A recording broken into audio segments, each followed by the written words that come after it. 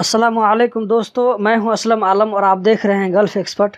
दोस्तों, आज की वीडियो में मैं आप लोगों के साथ ऑन अराइवल वीज़ा के बारे में बात करूंगा और कुछ जानकारी शेयर करूंगा। आखिर तक इस वीडियो को ज़रूर देखें, हो सकता है आपको ऐसी जानकारी मिल जाए जिससे आप अपनी फैमिली को एक महीना के लिए कतर बुला सकते हैं। और आगे ये भी बताऊँगा कि आप ऑन अराइवल वीज़ा पर आकर वर्क वीज़ा में सेट हो सकते हैं या नहीं। दोस्तों, कतर ने 80 से ज़्यादा मुल्कों के लिए ऑन अराइवल वीज़ा का सिस्टम जारी किया है, जिनमें इंडिया और पाकिस्तान भी शामिल है। इन दोनों मुल्कों के शहरियों को कतर आने के लिए पहले से किसी वीज़ा की ज़रूरत नहीं है। अगर वो घूमने फिरने के लिए आते हैं तो अगर काम करने के लिए आते हैं तो वर्क वीज़ा पर आना पड़ेगा। ऑन अराइवल वीज़ा सिस्टम में नेपाल और बांग्लादेश शामिल नहीं है। इन लोगों को आने के लिए पहले से किसी कंपनी या होटल से विज़िट वीज़ा या टूरिस्ट वीज़ा लेना पड़ेगा, जो इस तरह की वीज़ा इशू करते हैं। इस तरह का वीज़ा इशू करने के लिए लाइसेंस बनवाना पड़ता है और इसका प्रोसेस थोड़ा मुश्किल है, हर कंपनियों को नहीं दिया जाता।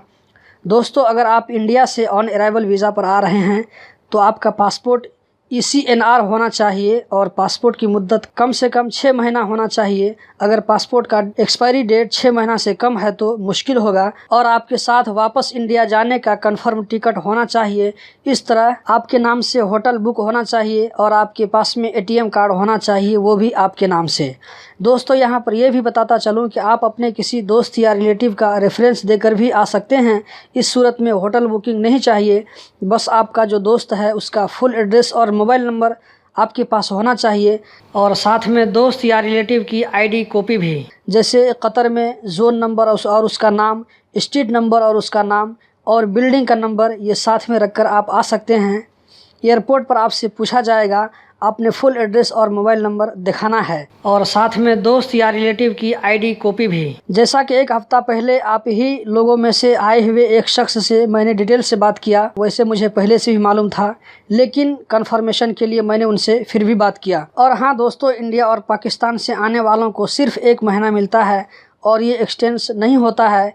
आपको हर सूरत में इस वीज़ा के एक्सपायर होने से पहले घर जाना पड़ेगा, वरना डेली 200 रियाल फ़ाइन आ सकता है। इसी तरह आप इस वीज़ा पर फैमिली को भी बुला सकते हैं। आने के टाइम में पूरा प्रूफ होना चाहिए कि आप कतर में हैं। आप अपनी ID की कॉपी, पासपोर्ट की कॉपी और अपना मोबाइल नंबर और फुल एड्रेस दे दें और आपके नाम से जो ATM कार्ड है वो साथ में रखने के लिए बोलें, या वाइफ के नाम से ATM कार्ड है तो वो साथ में रख कर आ सकती है। दोस्तों, यहाँ पर एक और डाउट क्लियर कर दूँ, वो ये कि ATM कार्ड में कितना पैसा होना चाहिए ये मुझे नहीं मिला कि कितना बैलेंस होना चाहिए। अगर साथ में बच्चे भी हैं तो फिर भी किसी एक ही के नाम से ATM कार्ड चलेगा, लेकिन सबका कंफर्म रिटर्न टिकट होना चाहिए। कतर आने के बाद एयरपोर्ट पर आपके या आपकी फैमिली के नाम से वीज़ा इशू हो जाएगा और कोई चार्ज नहीं लगेगा। दोस्तों, अगर आप पाकिस्तान के शहरी हैं तो इन सब चीज़ों जिनका मैंने ऊपर में जिक्र किया है उन सब के साथ पोलियो कार्ड भी होना चाहिए। पाकिस्तान में हर शहरी के नाम से पोलियो सर्टिफिकेट जारी होती है, वो सर्टिफिकेट लाना मत भूलें, वरना आपको कतर एयरपोर्ट पर मुश्किल हो सकता है। और बाकी शराइत वही हैं जिनका मैंने अभी तज़किरा किया और आपको स्क्रीन पर भी नज़र आ रहा होगा। दोस्तों, आखिरी बात यह है कि ऑन अराइवल वीज़ा पर आने से आप कतर में 1 माह तक घूम फिर सकते हैं, अपने लिए काम भी देख सकते हैं, लेकिन ये वीज़ा वर्क वीज़ा में कन्वर्ट नहीं होगा। इसके लिए आपको कतर से एग्ज़िट करना पड़ेगा।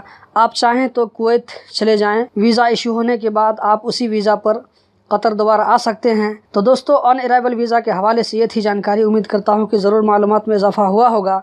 अब देखना यह है कि आप इस वीडियो के बारे में क्या राय देते हैं, जो मुझे लाइक और डिसलाइक की सूरत में पता चलेगा।